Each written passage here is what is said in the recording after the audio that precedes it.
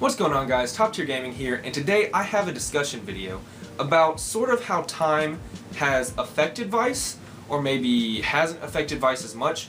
Are we experiencing like heavy forms of power creep? How have trends in the game sort of changed over time, and what has led them to do this? So overall it should be a pretty fun discussion video, so let's get into it. So I want to start back on the timeline about like 5 or 6 years ago. This is when on YouTube the biggest Weiss channels are like Climax Combo and like +2 Soul TCG. If you remember them, they were the bigger Weiss channels back in the day.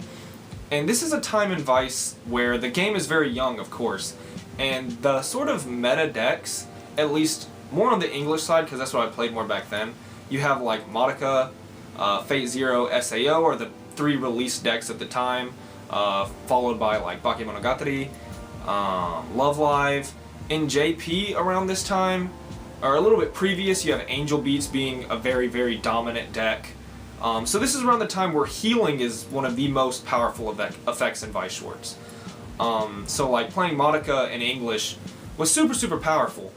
And now, of course, healing is not as relevant because a little bit after this point, we started getting cards, particularly around Kantai Collection when that released, called Anti-Heal. And what Anti-Heal effectively did for the game was it made like certain decks have more of a like game-ending strategy going into it, right? This wasn't actually that popular. Like SAO had this Silica that healed, and its game-ending effect was actually that it put characters from your opponent's waiting room on top of their deck. This was one of the main game-ending type effects back in the day. Now we have things that do like direct burn damage. These still existed back then, but were like less commonplace. So what Anti-Heal effectively did around Kantai Collection, which I'm going to get more into Kantai Collection here in a second because I feel like it's sort of a turning point for Weiss. But what Anti-Heal did was Bushiroad started shifting this crazy heal spam that existed in almost every deck, especially like Madoka. And it wanted to shift it to where games end quicker, because games could last a very long time back then. They still can, but back then it was very, very likely they did, because your whole strategy revolved around healing as much as possible. And Anti-Heal in Kantai Collection really sort of made a second strategy in which game ending was maybe more favorable. So now that I'm already talking about Kantai Collection, I want to kind of talk about it in depth, because this is a set that I feel was a turning point for Weiss Schwarz and where maybe you could consider power creep to start.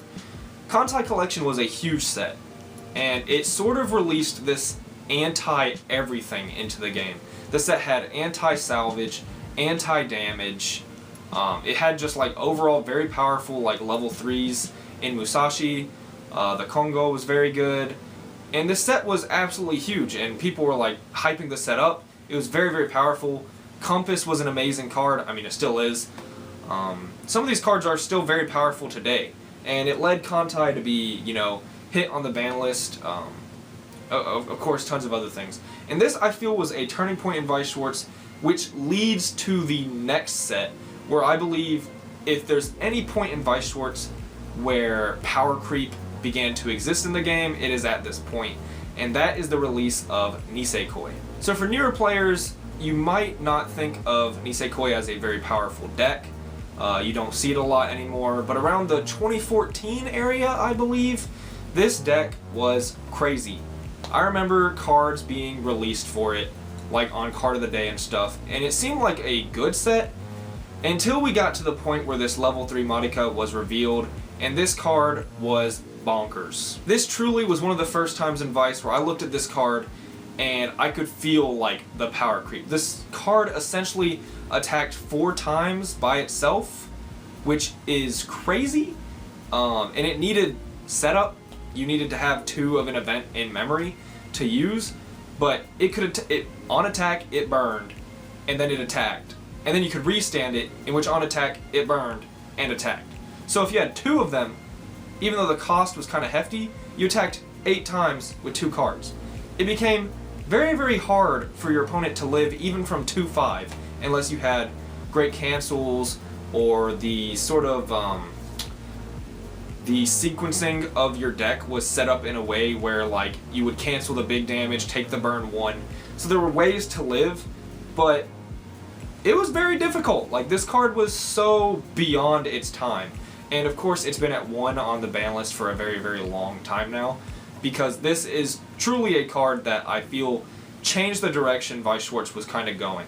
And then right after this, Telovru came out, which was another very, very powerful set, because this set also sort of solidified not only power creep, but the level 1 climax combo is becoming a lot more streamlined.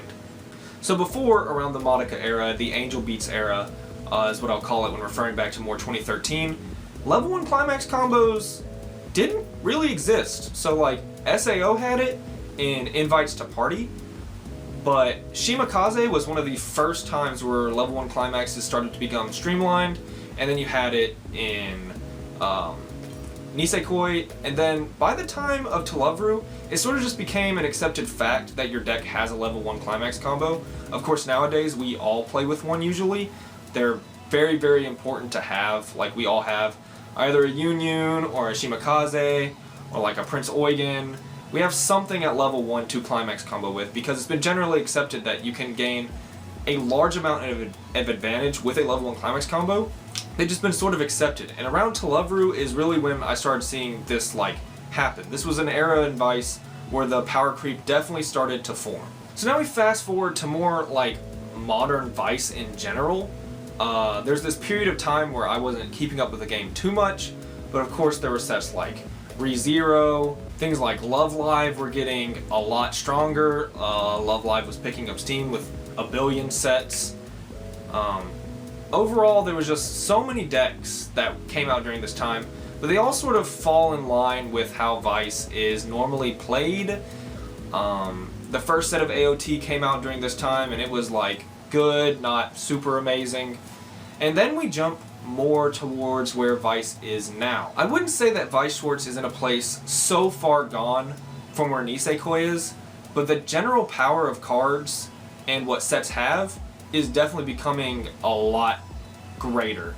So we have cards that essentially plus for you. Back then, in like Modica era, how you would gain pluses actually wasn't from like cards normally. Of course you had gates to plus, you know, Kokyo shares an apple. That was a good way to plus. There were bonds and stuff to plus, of course, plus triggers, anything like that you could plus. But the main way to gain advantage was actually reversing your opponent's characters and sort of like resource management, like playing your lowest power but high enough to reverse your opponent's character. Not just dropping your level 2s because you were level 2, in which it could be reversed by your opponent. You had to play a resource management game. Nowadays you have effects like Ricky's, brainstorms are getting even crazier, in the sense that like tap self is much more common. You can have 2 brainstorms in the back. The fact that level 0 Yunyun exists is still mind-boggling to me. That card is crazy, and cards like it, there are plenty of them. So cards just plus. Like, you don't have to do anything special. You don't have to like exert any sort of effort or big brain to gain advantage in your deck now. And it sort of has created sort of like a Yu-Gi-Oh-ing effect with power creep. Konosuba can literally play like just characters that are weaker than yours, sandbag their characters into yours constantly, and still keep enough hand to where they just do damage without worrying about winning field, and then drop a bunch of crazy level 3s and win the game. That's crazy good. Like, AOT is also very powerful, has a bunch of like early plays. The level 1 Eden combo is very strong. You have sets like Bang Dream that are super powerful. Game ending effects have gotten like pretty crazy compared to back then, where ending the game, people lose from 2-4 a lot more often than it used to happen. Like, people losing from the middle of level 2 is kind of ridiculous, even when they're compressed, because, you know, Weiss Schwarz does the Weiss Schwarz thing. The earliest I've lost from is 2-1 since my time being back, and it does not feel good to lose from that, you know, from 2-1. How do you lose from 2-1? But, like, so that's sort of what the game is like now. And you can compare it to Modica times. Very, very different. Angel Beats, you know, you wouldn't even think of that as a deck now, even though it was so powerful before. So it has shown that there is this sort of power creep. I don't feel like it's super bad, because the way the climax system works, we can sort of get around the really bad parts of power creep. But I don't know, like, where does the game go from here, sort of? Sort of interesting to see. I just wanted to make this video because, like, there is a power creep element to this game, and I feel like it doesn't get talked about enough. Because the game really is a lot different from how it used to be. But yeah, that is it for this discussion video. If I missed anything that you felt like maybe should have been talked about, leave it in the comments. There is a big part of this game where I was not following it as well, so there might have been a big turning point and I should have listed it, but I didn't. So feel free to leave that in the comments. I'd love to read them. I do upload Weiss videos every other day, so if you're looking for Weiss Schwarz content, feel free to subscribe, leave a like. This was Top Tier Gaming by YouTube.